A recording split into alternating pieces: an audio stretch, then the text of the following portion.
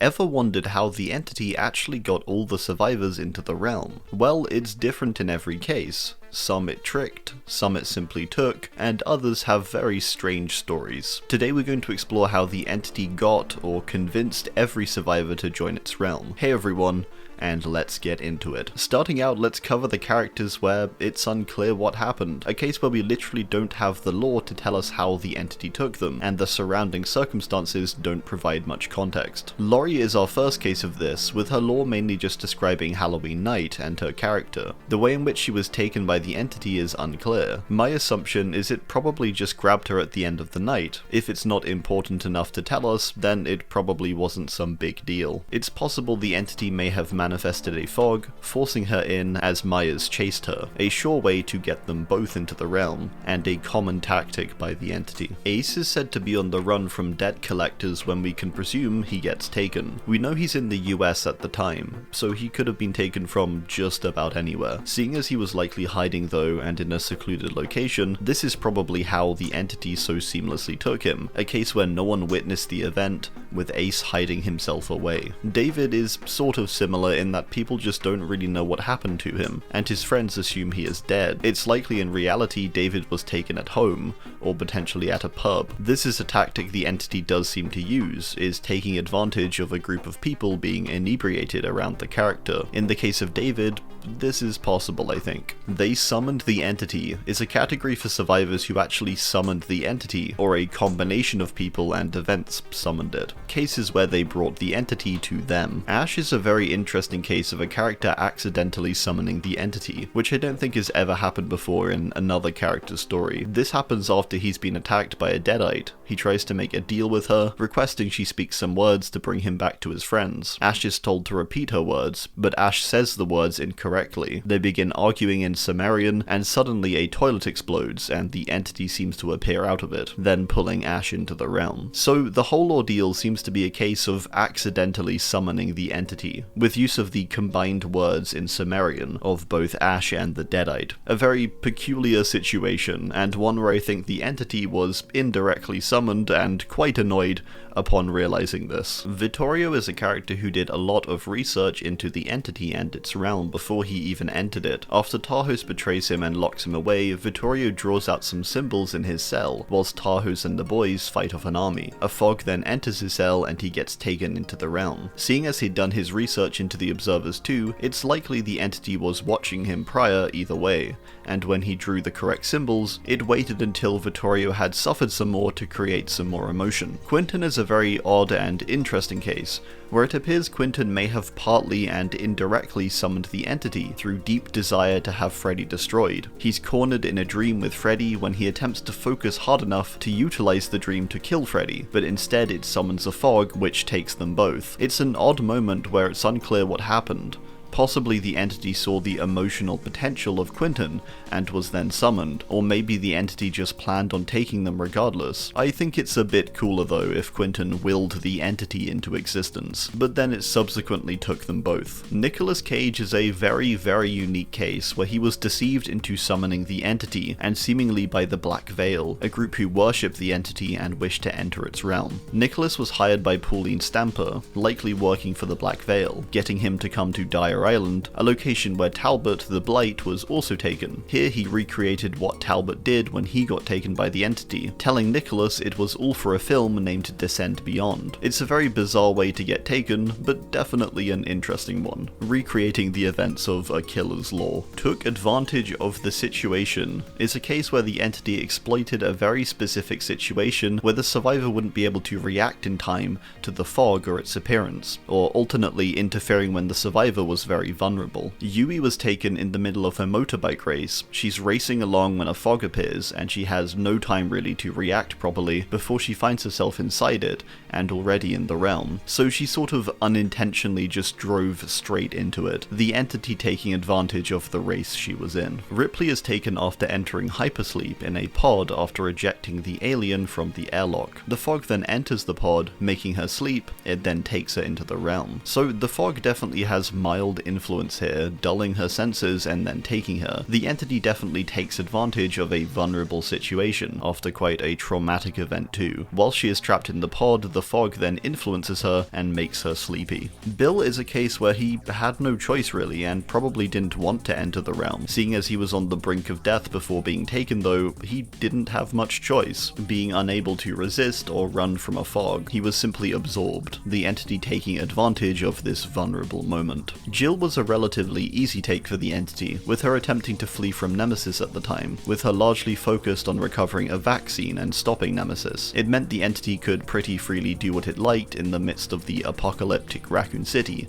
at the time. Ada is taken just after Los Illuminados attempt to sacrifice her. She breaks free from the ritual, and the entity seems to take advantage of her distracted and weakened situation. Running from the Illuminados, we can presume she entered a fog, with the accompanying image of her lore seeming to reference this. Talita and Renato are taken whilst trying to escape the Skull Merchant. They're flying a kite, attempting to bring down a mysterious drone in the forest, and then they find her. She chases them down and they run into a factory, where a fog consumes them both. The entity takes advantage of their panic and the chase, and definitely manages to bait them into the realm far easier. Talita seems to see a beach despite one not being there too, suggesting the entity may have distorted her vision during the chase, possibly to make her more hopeful before she entered the realm. Gabriel was another case of being mid-chase when taken by the entity. Hux had just wiped out the Devaka crew.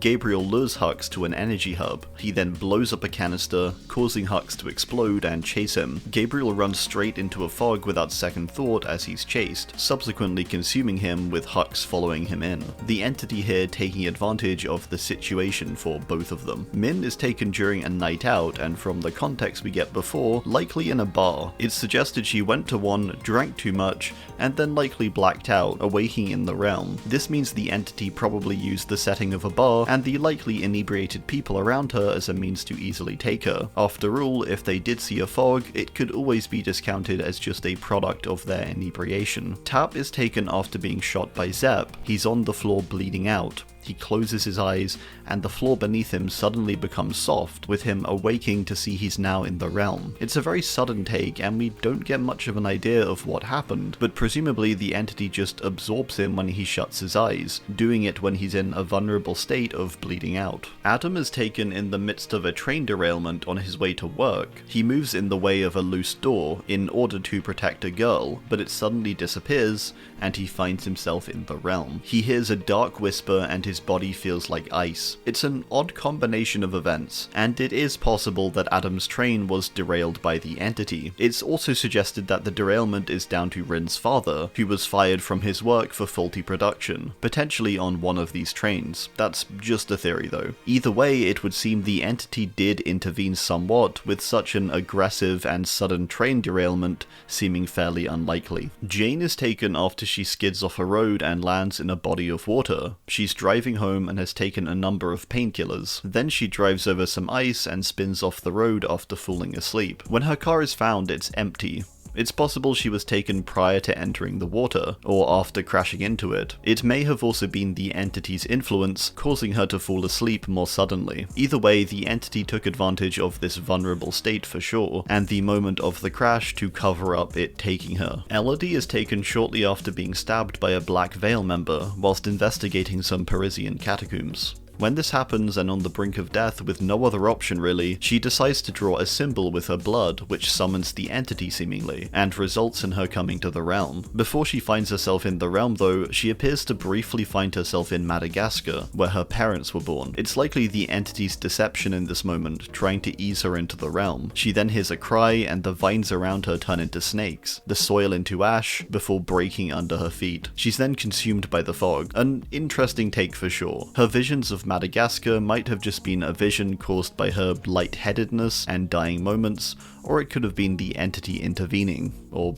both maybe. Yunjin is taken after just viewing Ji-woon, the trickster, killing all of the Mighty One board members in front of her, planning to do the same to her, before a fog consumes them both. It's maybe suggested too that what saves Yunjin in this moment is the anger and determination for revenge against Trickster, with the fog appearing directly after these feelings. It could very well be these feelings that convinced it of her worth, and subsequently took her to the realm, which also saved her from him. The entity slightly intervened is a category for characters where the entity had to make clear and notable intervention around the moment of the character being taken in order to get them into the realm. Cheryl is taken whilst working at a center for troubled youths. She accepts a call and hears the voice of Claudia, someone who is dead. The phone also has some strange static noises, and black fumes rise out of it. Then the world begins to spin, and she throws up blood. When the spinning stops, she's in the realm. It appears to be a combination of distractions, but also potentially using the fog directly to cause a sickness, weakening her and then taking her. Kate was nearly grabbed when out in the woods and investigating a cave, which likely had a fracture in it. She was very close to falling into the realm, but managed to push herself up and away from the claws. It's only later when she's back out in the woods that she finally gets caught, one of few characters to actively evade the entity and its presence. Leon appears to have been somewhat manipulated by the appearance of the entity's fog.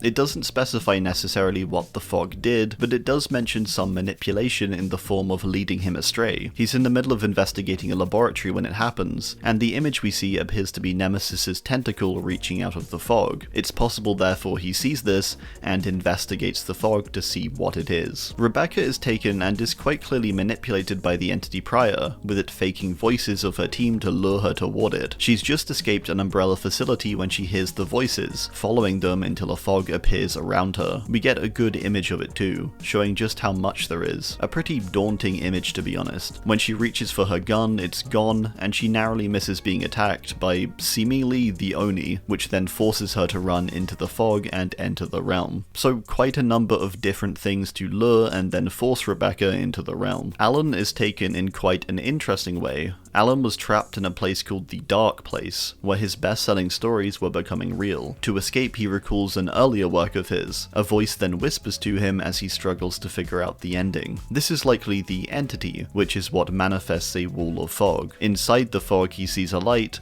likely the entity's doing again. He follows it in, so the entity sort of just baited him into writing a set ending that would land him in the realm, utilizing his desperation for escape, with him willing to step into this realm with just the possibility of hope. The entity greatly intervened is a category for characters where the entity had to make extreme efforts and substantial intervention around the moment of the character being taken in order to get them into the realm. Michaela is taken in a pretty interesting way, with her having lots of intervention from the entity prior. It first invades her dreams, with her dreaming of the realm and the basement. When she gets her friend Julian to record her while she sleeps, in case something happens, the entity directly attacks them, and the next day Julian mysteriously disappears. Michaela goes to write a story about the realm, and on stage, midway through telling it, a fog engulfs her. The audience likely assuming it to be some kind of trick at the time, which makes it pretty clever on the entity's part. We find out later in Sable's lore that Michaela's town of Greenville is on top of a fracture, which explains why the entity probably had such an intense connection to her. Jonah was a very interesting case too. Jonah receives some mysterious numbers on his 16th birthday. He fails to decode them though until much later when he visits the same graveyard Kamina was taken from. Here he discovers the numbers are coordinates to his current location, and 2 dates of both his birthday and the current day. A creepy reveal that shows the entity knew exactly where and when he would be taken, before it goes in and does just that. As he's in shock, he sees his father's mangrove and his crows. Here, a fog creeps up on him and absorbs him whilst he is distracted by nostalgia. Jonah being taken is sort of a big show on the entity's part, showing off it can traverse space and time, but also manipulating him with hallucinations and infiltrating his memories. Yoichi is taken after investigating a lighthouse that some of his students disappeared from after the return of Sadako. This lighthouse appears to be on top of a fracture, with some other lighthouse keepers mysteriously disappearing years prior. The entity seems to bait him toward the lighthouse, with the sea said to goad him to continue on, and his father appearing to him, which may be the entity manipulating him. His boat crashes on the way, but he reaches and enters the lighthouse, his father guiding him. He walks through a fog and comes to the realm, so a combination of taking advantage of his fears and infiltrating memories, and general manipulation on the entity's part. It Just Took Them is a category for times when the survivors were simply in a preferable and secluded location, and the entity simply took them seemingly, with no direct effort or intervention on its part. Dwight was taken whilst out in the woods. He was abandoned by his work colleagues after after an outing and getting quite drunk on moonshine. When he awakes, they've all left him, and so this likely left him to be easy pickings for the entity, with no one else around to see. Meg is taken whilst out on a run in the woods. It's not too clear how it happened or when it happened, but after the run, she is gone. This doesn't seem too mysterious though. Much like many of the early characters, the entity just used the woods as a guise for taking the characters, able to do it easily with them away from civilization. Simple but effective. Even with a search party, nothing is found. Claudette is a case of also walking into the woods. She steps off her bus on the way back home and takes a stroll, to which she never comes back. A similar case of using the woods here as a means to take Claudette without anyone seeing. It does mention she gets disoriented in the woods, so perhaps the entity influences her vision or surroundings somehow to draw her deeper. Jake is taken whilst out in the woods too, after he rejects his rich lifestyle and decides to live in the woods. It's unclear when or how he's taken, and it's pretty mysterious to be honest. It's only his small contact with his mother that causes a search party to look for him, which is unsuccessful. This was probably one of the easiest for the entity, alone in the woods and cut off from nearly everyone. Nancy and Steve are both taken whilst investigating the Hawkins National Laboratory. Nancy goes originally, but something causes her to lose consciousness. When she awakes, she's in the realm, so potentially the entity just straight up attacked her, like bonked her on the head with a claw. When Steve comes later on, the floor just opens beneath him and swallows him up, with a mist covering him. Both seem to be quite aggressive takes, potentially because the entity is sort of invading a world already being attacked by other entities. The entity didn't do anything is a rare case for our latest character of Sable Ward, a character who by her own will entirely not only found an entrance to the entity's realm, but then stepped inside it, all without any prompt. This was due to the disappearance of Michaela.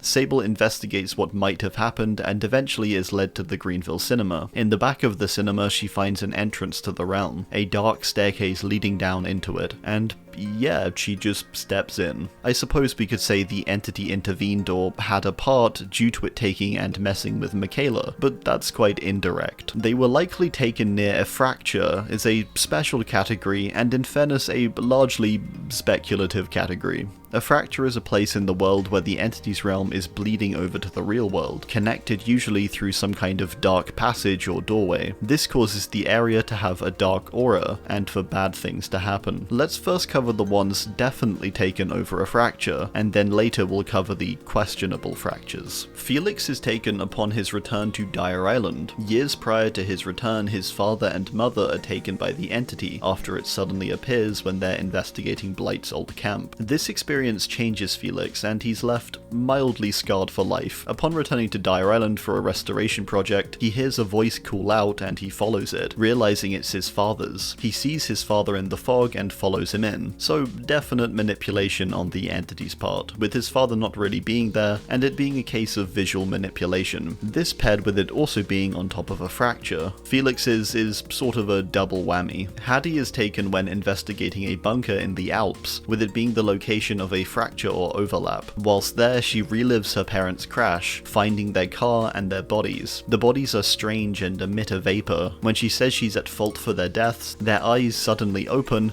and they say it was all her fault, and that they suffered. Hattie falls back into the snow, and tendrils of ice wrap around her and pull her into the realm. It's a brutal take where the entity takes advantage of Hattie's worst memory and deepest fears of her guilt around their deaths, which isn't her fault. It's a really needlessly cruel thing on the entity's part, and is possibly targeting her in this way due to her investigations into the fractures and slight exposure of the realm. Still really needlessly horrible, but hey, it's the entity. Jeff is a character who's taken when he returns home to Ormond after the death of his father. He's a character possibly close to a fracture in Ormond, as it's the same location where the Legion are also taken. It begs the question of if this area in general is some kind of overlap. If not, then it's just a case of the entity probably taking someone in the same spot as before, but that does seem a little coincidental. In this case, it sort of takes advantage of Jeff's grief, and probably took him when he wasn't even focusing really. Nia is taken whilst dared to tag the Crotus Pren Asylum before disappearing. With Crotus Pren seemingly having entity presence during Sally's time there, it does seem possible that the asylum as a whole had some kind of fracture or overlap close by that caused many of the dark events and possibly even Sally's husband Andrew's death. Or again, it's sort of just coincidence